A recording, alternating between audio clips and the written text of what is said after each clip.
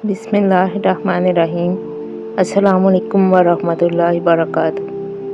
हम में से अक्सर लोग एक ऐसा गुनाह रोज़ाना करते हैं जिसे हम गुनाह भी नहीं समझते, और वो गुनाह है ग़ीबत। आज हम इसी ख़तरनाक गुनाह के बारे में बात करेंगे जिसे अल्लाह ताला ने मुर्दा भाई का गोश्त खाने के बराबर करार दिया है।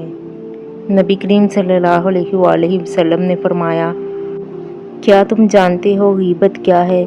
सहाबा ने अर्ज़ किया, अल्लाह और उसके रसूल बेहतर जानते हैं। आप सल्लल्लाहु अलैहि वसल्लम ने फरमाया, अपने भाई का जिक्र इस तरह करना जो उसे नापसंद हो। कुरान में ग़ीबत की मज़म्मत। अल्लाह ताला फरमाते हैं, और तुम में से कोई किसी की ग़ीबत ना करे।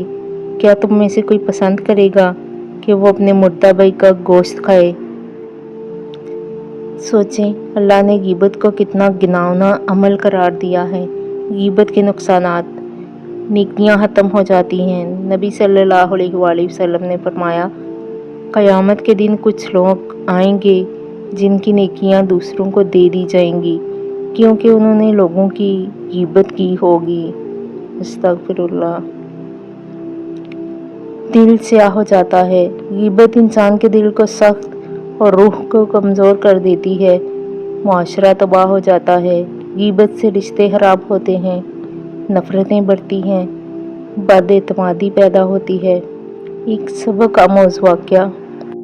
एक शख्स नबी सल्लल्लाहु अलैहि वसल्लम के पास आया और कहा, मैं रोज़ा रखता हूँ और नमाज़ पढ़ता हूँ, लेकिन ज़ुबान नहीं संभाल सकता।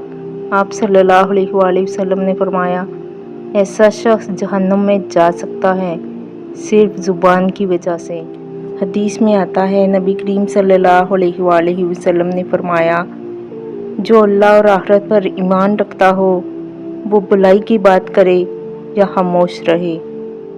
ग़ीबत और बुख्तान में फ़र्क। ग़ीबत सच बात लेकिन पीठ पीछे, बुख्तान झूठ बात। दोनों ही बड़े गुनाह हैं, लेकिन बुख्तान इससे भी ज़्यादा ख़तरनाक है। ग़ीबत कब जायज़ होती है? इस्लाम में चंद हालात में ग़ीबत जायज़ है। जुल्म की शिकायत करना, इस्लाह के लिए बात करना, फतवा या मशवरा लेना, लेकिन नीयत साफ़ होनी चाहिए। नबी करीम सल्लल्लाहु अलैहि वसल्लम ने फरमाया, जब मुझे मेराज कराई गई तो मैं एक कौम के पास से गुज़रा जिनके नाखून तांबे के थे और वो अपने चेहरे और सीनों को नोच रहे थे। मैंने पूछा, है जिब्राइल, ये कौन है? उन्होंने कहा, ये वो लोग हैं जो लोगों का गोश्त खाते यानी ग़ीबत करते थे और उनकी इज़्ज़तों पर हमला करते थे। हम ग़ीबत क्यों करते हैं? हसद, गुस्सा या तफरीह के लिए, खुद को बेहतर दिखाने के लिए। ये सब शैतान के जाल हैं। ग़ीबत से बचने के तरीके। नंबर 1, सोचें अगर यही बात मेरे बारे में हो। नंबर 2, ज़ुबान को कंट्रोल करें। नंबर 3, मजलिस बदल लें। नंबर 4, ज़िक्र और इस्तिग़फ़ार करें। अस्तग़फिरुल्लाह रब्बी मिन कुल्लि ज़ंबिन। मैं अल्लाह से अपने हर गुनाह की माफ़ी मांगती हूँ। अगर आप किसी की ग़ीबत कर चुके हैं तो अल्लाह से माफ़ी मांगें, उस शख्स से माफ़ी मांगें, अगर मुमकिन हो उसके लिए दुआ करें। ग़ीबत एक छोटा गुनाह नहीं, ये हमारी नेकियों को ख़त्म कर देता है। आज अहद करें अपनी ज़ुबान की हिफाजत करेंगे। आखिर में अल्लाह ताला से दुआ है कि अल्लाह हमें ग़ीबत, बुख्तान और हर बुरे अमल से बचा और हमारी ज़ुबान को ज़िक्र से आबाद कर दे।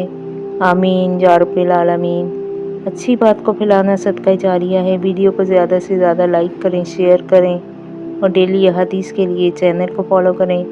कल मिलते हैं एक नई आयत, एक नई हदीस के साथ। तब तक के लिए अल्लाह हाफिज़।